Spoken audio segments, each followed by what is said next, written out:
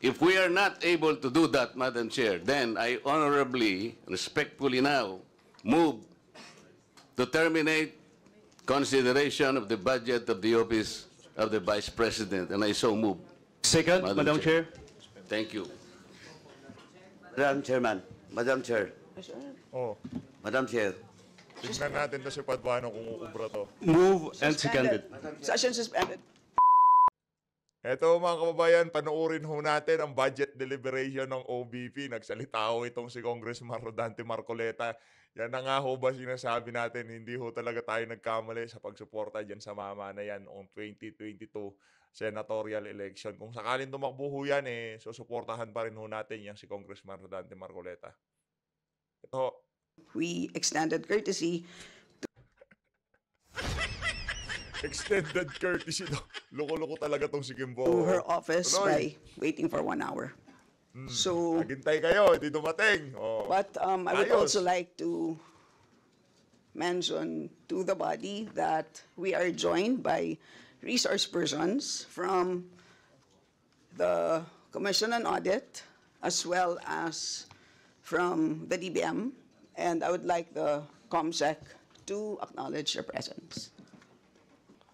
And we also have Representative Rodante Marcoleta, Ayun. Representative Micaela Swansing, Grabe, ang daming Representative tao. Fidel Gusto Nograles, mo pa mag-grandstanding lahat. Representative Isidro Ungab, Kasi hindi Representative sumipot Francisco itong Ortega, si VP Sara. and Vice Chair Toff de Benicia, and Representative Jervil. Gusto ko nilang mag-grandstanding, gusto ko nilang mag-ipal lahat. Kaso hindi doon sumipot si VP And Sara. just to confirm, COMSEC, no one from the office of the Vice President attended. Yes, Madam Chair, that's true. Okay. Tama lang ho, So, tama lang. Point Hindi of sumipot inquiry, yung Madam Chair. Oh, Yes, sige. please proceed. Kong Yes. Eileen. Madam Chair, Umpisahan ho muna nitong si Arlen Brosas, pakinggan ho natin ang mga banner. so ibig sabihin, wala po ni isa na dumating from the Office of the Vice President. Huwag kang iiyak. Kahapon kay sa Office of the President, wala kayong magawa eh. Diba? Nag-move sila, wala kayong magawa. Ngayon, hinahanap niyo si VP Sara. Para Diretso po. sumagot ng mga tanong ng ating mga colleagues, Madam Chair. That is correct. Madam Chair, kahapon kasi hindi na kami pinagtanong sa Office of the President. O ngayon ibubuhos niyo na sama ng loob niyo kay VP Sara. Loko-loko ka pala eh. Yung opisina ni VP Sara, iba sa opisina ni Marcos Jr. Hindi ka nakapagtanong kay Marcos Jr., ibubuhos mo yung sama ng loob mo kay VP Sara. Ibang klase ka din, madam. Tuloy natin. Tapos ngayon naman, wala naman yung Office of the Vice President para tanungin namin, Madam Chair. So, Madam Chair, yeah. hindi ko maintindihan kung bakit yung two highest position in the land natin ganito sa ating budget hearing sa Congress. Ang tawag ho dyan, kay Marcos Jr., ang tawag doon, long-standing tradition. Kay VP Sara, political assassination. Okay? Huwag ka nang madam, huwag ka nang magpumilit. Wala talaga. Gumugusto pa talaga itong si So, Rosas no?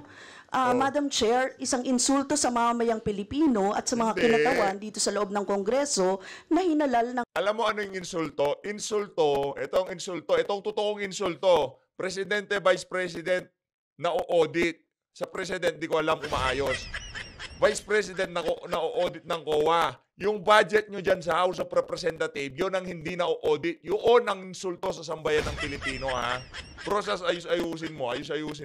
ng mamamayan. Ang hiling natin makapagpaliwanag ng accountability. Sambayan ng Pilipino, matagal na kayong hinihintay magpaliwanag sa inyong extraordinary expenses, ha?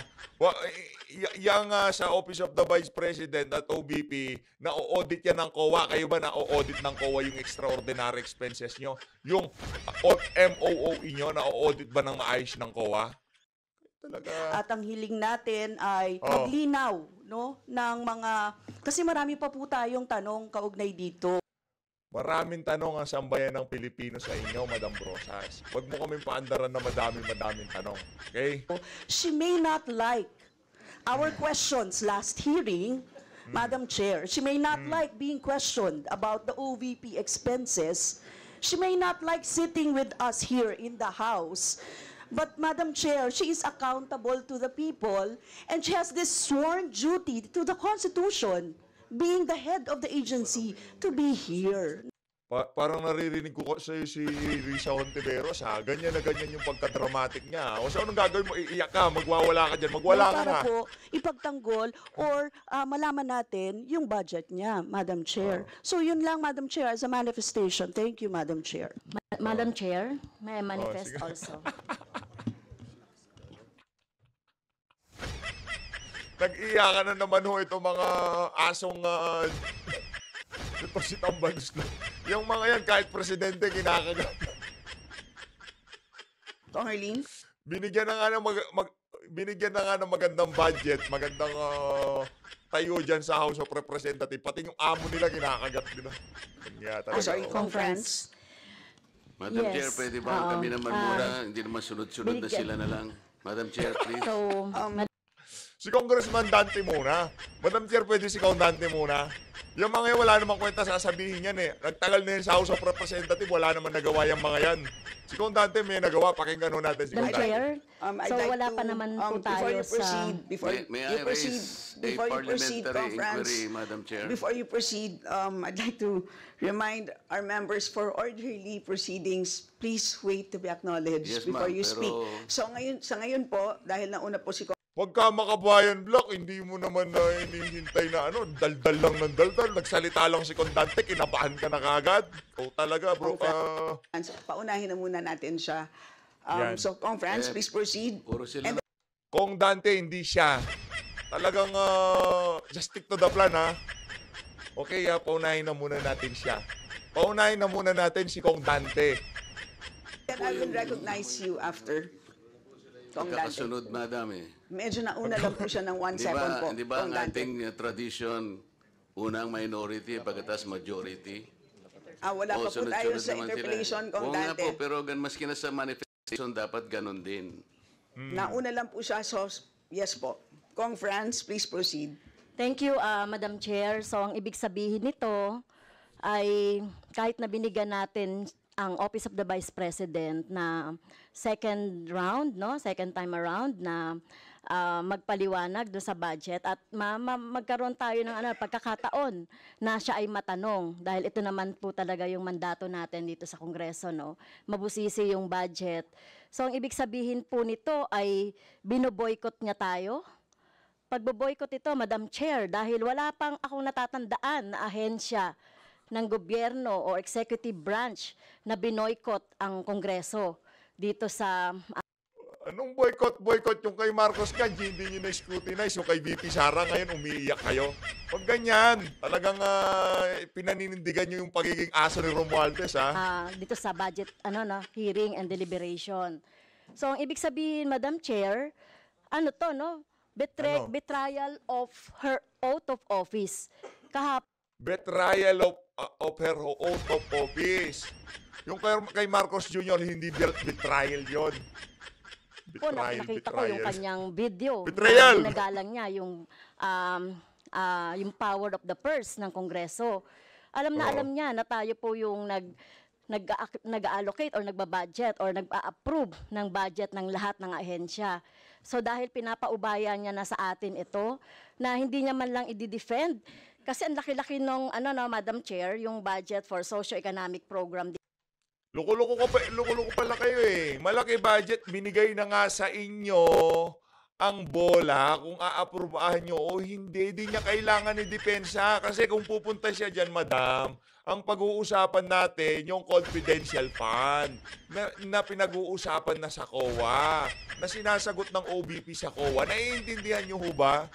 Hindi naman pag-uusapan dyan yung budget ng OBP. Pag-uusapan yung budget noong 2023. Hindi naman 2025. Loko-loko. Socio-economic projects and stakeholder. Ang ibig sabihin ba niyan, inaabandonan niya na yung pinaplano niya siguro na mga constituents niya, nabibigyan niya nitong mga programs na ito. So, Madam Chair, so ang problema dito, no, talagang bratinela to the max, no? Na Anong bratinela? Kung bratinela kayo kayo mga marites. Kailangan mapagchismisan yung si VP Sara. Kung si VP Bratinela kayo mga marites kayo dyan. ayaw na ngang matanong, no? Oh. Umiiwas sa mga tanong. At eto pa, no, kapag gusto nating tanungin, hindi uma-attend doon sa ano, no. Kaya talagang Madam Chair, siguro later on kung ano yung later on na lang po, Madam Chair, yung aking magiging pasya, no, dito sa magiging budget at recommendation sa budget ng OBP. So pasensya na po ang taong bayan, binoykot tayo ng Vice President. Salamat, Kong Franz. Kong Marcoleta, Yan, kung you're tayo now pinakotante. recognized. Salamat po, Madam Chair. Yung hindi po pagdating ng ating pangalawang Pangulo ngayon, ang suspecha ko po ay dahil sa nangyari na mga pagtatanong nung nakaraang pagdinig. I have heard the volume and the barrage of questions asked by members of this committee to the Vice President. Despite the fact, Madam Chair, I heard her several times saying, I forgo the opportunity of defending the OBP budget for 2025 by question and answer, and I leave it to the House of Representatives to decide on such proposal as presented. That was the template of an answer given by the Office of the Vice President. Madam Chair, napilitan po akong mag-raise ng parliamentary inquiry. I think I have earned this. If I survive my term up to next year, I would have survived also, or I would have completed 18 years in this institution. And in this length of time, I have observed a tradition. The tradition is the two highest positions of government, namely the Office of the Vice President and the Office of the President, are not traditionally subjected to questions. I have observed this for so long a time. May I refresh the memory of the members of this committee, Madam Chair. In 18 2022, years, oh. the Minority Leader, Honorable Libanan, citing courtesy to the Office of the Vice President, took only about 13 minutes to move for determination of the budget of the Vice President. And after that, the Majority Leader seconded the motion. That was 2022, Madam Chair. Then 2023, no less than the Presidential son, our own Senior Deputy Majority Leader, the Honorable Sandro Marcos, stood up and invoked the long-honored tradition of according courtesy to the OBP, the Office of the Vice President. And in the same manner, he moved for determination of the Office of the Budget, the consideration of the budget of the Office of the President, Vice President. I also recall, Madam Chair, that it was terminated. And with the full consternation of Honorable Franz Castro, who then objected, but her objections were never heard until she moved to make up record by way of manifestation her objection. But the committee collectively said, you can no longer do that because there was already a termination of the hearing. This is the time-honored tradition, Madam Chair. For so long a time, we have kept and observed this. We have upheld this tradition. My question is this committee authorized to set aside or discard the tradition? That is the question. Your Honor, such motion was not introduced in the last hearing. I'm now introducing the motion, Madam Chair. I To second, terminate. Madam Chair. To terminate the consideration of the budget of the Vice President, Madam Chair. Saludo tayo dyan kay Congressman Rodante Marcoleta. Mabuhay si Congressman Rodante Marcoleta. Palakpakan ho muna natin, napakaraming congressman. Napakaraming congressman. Hihintahin pa pala itong si Congressman Rodante Marcoleta. Palakpakan naman. Ano to? Itong Dante lang pala hinihintay nyo. Oh, duly seconded. On the basis of the long and time-honored tradition, Madam Chair. In order for us to respect a tradition in the same manner that we have respected the tradition here that the first to interpolate every time is the member of the minority. That is the tradition. We have not yet discarded that. We're observing that because we are honorable members of this Congress. So the question is, why have we discarded that tradition? Is this committee authorized to set aside the tradition? If we are not able to do that, Madam Chair, then I honorably, respectfully now move to terminate consideration of the budget of the office of the Vice President, and I so move. Second, Madam Chair. Thank you. Madam Chairman, Madam Chair, Oh, Madam Chair. tignan natin to si Paduano kung uubra to. Move and seconded. Session suspended. Ay, naku po, Paduano, mapapagalitan kayo niyan sa amo niyo. Saludo kay Congressman Rodante Marcoleta. Yan kasi ang hirap sa inyo. Pagka kay Marcos Jr., may long-standing tradition kayo. Kay OBP, gusto niyo siyang litsunin dyan. Kaya ayaw nang dumalo. Sa tingin natin sa mga succeeding budget deliberation ng OBP, di na ho dadalo siya si VP Sara. Hindi, magpipresenta siya. Tapos pagka hindi tinerminate o hindi naprobahan yung batas, ay yung kanyang budget, magpapadala na lang ulit na sulat. Mga luko-luko to. Kaya tuloy ho natin.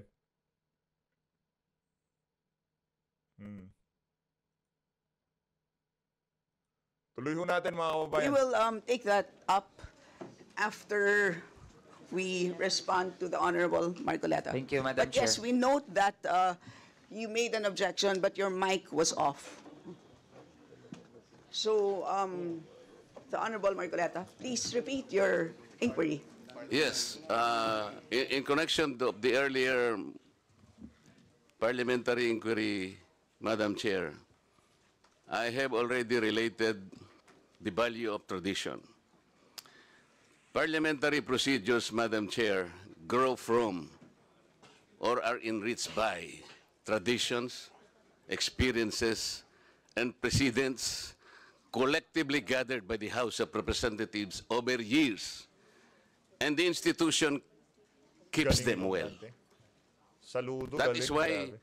from my entry in 2004 or the 13th Congress until today, I have observed the observance of that well-kept tradition. The two highest positions in government, namely the office of the President and the office of the Vice President, were duly accorded with respect and deference. I have observed that. That's why I have relayed to you earlier, in 2022, the Honorable Libanan, invoking courtesy, took him only 13 minutes to dispose the office of the Vice President. And that was quickly moved, quickly seconded by no less than our majority leader. That was in 2022. I'm now going by record, Madam Chair. 2023, I said, no less than the presidential son, our own senior deputy majority leader, stood up and said that in line with the time-honored tradition of according courtesy to the office of the Vice President, I move to terminate the budget briefing of the OBP. And I can recall the Honorable Castro strongly objected. No, that's in 2023. This is by the record. And she objected, but her objections were rejected by the committee because the committee already terminated the proceedings. And she kept on requesting, Madam Chair, that she makes at least her manifestation. And she was unable to do that because the proceedings were terminated. So that what I am saying, from 2004, when I entered these halls, these hallowed halls, hanggang punto sa sinasabi kong 2023, we have kept the tradition. Ngayon po, kung ano-ano ng mga tanong ang ginawa, in 2023, 22 minutes. 2022, 13 minutes. Ito po, pinagawa yan na po yung budget earlier at ngayon we're about to quarrel again on the budget. Ang tanong ko nga po ngayon, dahil nga po sa nangyayari ngayon sa budget ng Office of the Vice President, and despite her manifestation that she will no longer defend her budget because she forgoed, sabi niya, I will forgo my opportunity to defend the budget of the OBP for 2025 by way of question and answer, and I will leave to the House of Representatives to decide such proposal as presented. We cannot even accept such kind of answer, Madam Chair. What do we need her to articulate for? So ang pinag-uusapan po natin, wala na po ba yung respeto sa tradisyon na yun? Kagaya po ng binabanggit ko, every time mag-interpolate po dito, Madam Chair, because of that tradition, it's always the member of the minority who will start the interpellation because we have kept that tradition. Ang dami po. Ang dami ko pang sasabihin sa inyo, haba lang tayo. So the question is, when we did that to the Vice President earlier, now we're doing it now, are we now setting aside this tradition? That's number one question. Number two, is this committee authorized to set aside the tradition?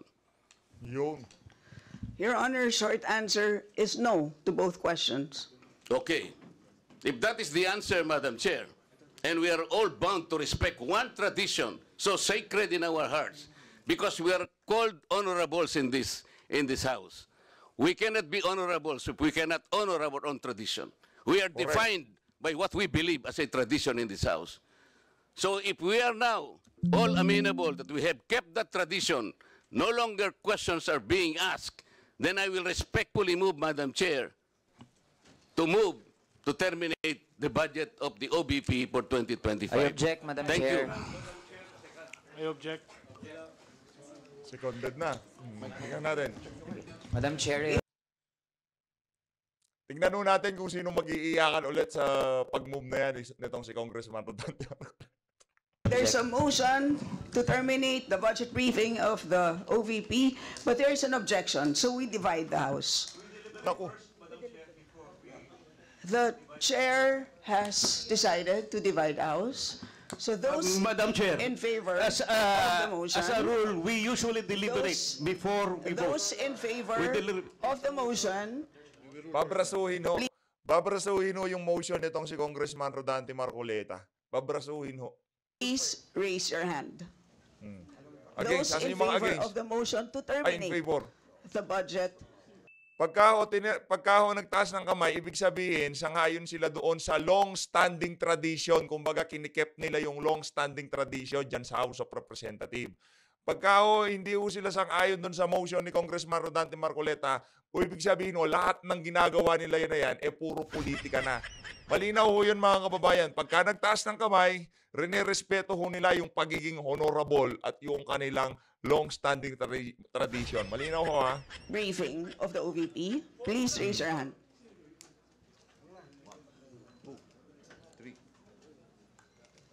Wala na long-standing tradition. Oh, wala na. Those who are So hindi na ho natin sila pwedeng tawaging honorable talaga kasi kaya naging honorable lang naman sila kasi dahil doon sa long-standing tradition eh. Kaya pwede na ho natin tawagin na ano yan, mga walang hiya. not in favor of terminating, raise your hand. Oh, yan. Taas ang kamay. May attendance yan. Mapagalitan kayo kay Tamba. Nako, wala na ho. Dinibay yung house.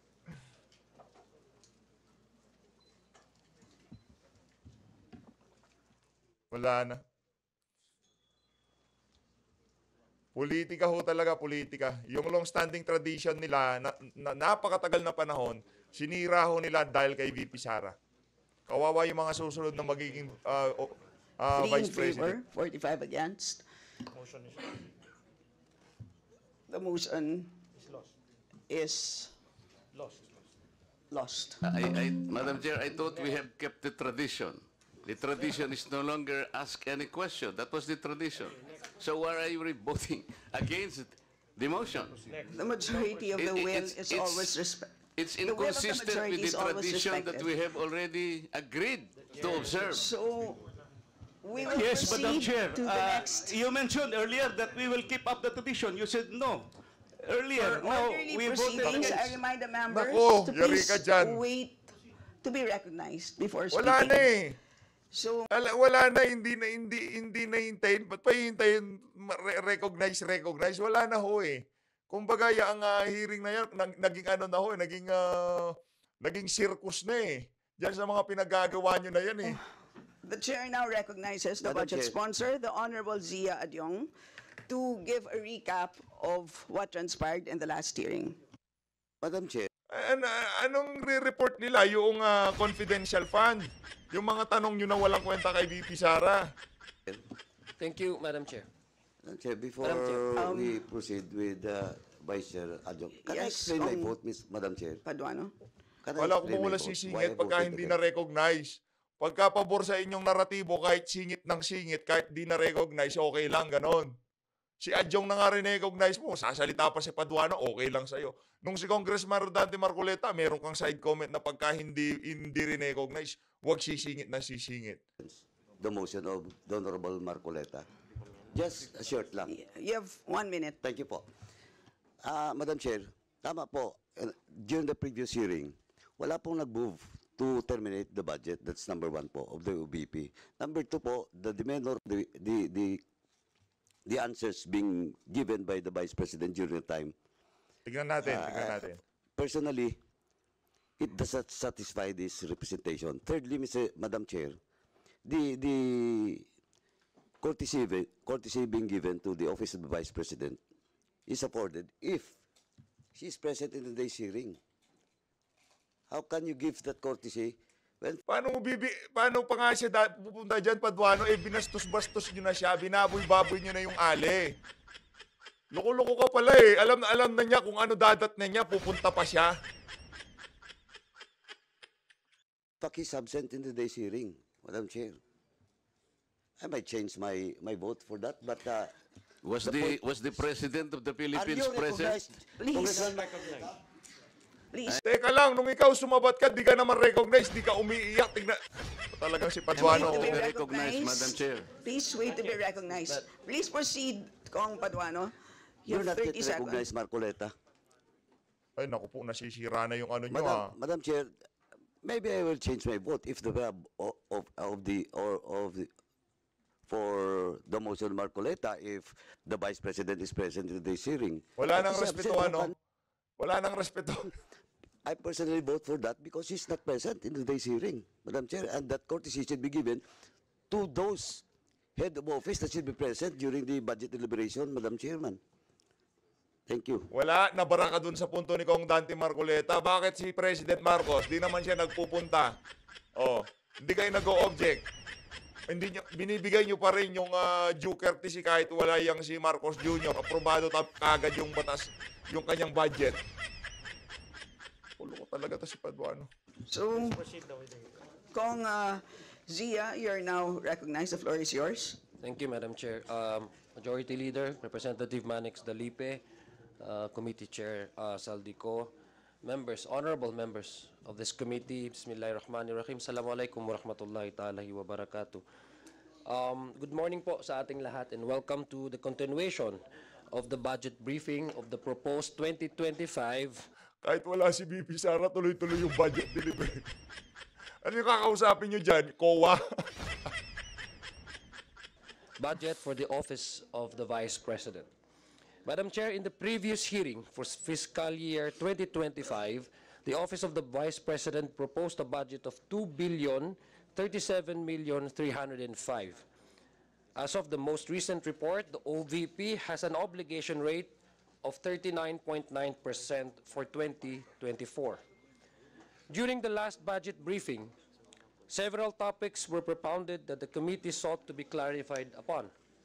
First, members of the committee asked the Office of the Vice President regarding the notice of disallowance issued by COA for the confidential funds released in 2022 indicated that 73 million pesos or 58.6% of total was not utilized in compliance with Joint Memorandum Circular 2015-01 of COA, DBM, DILG, GCG, and DND.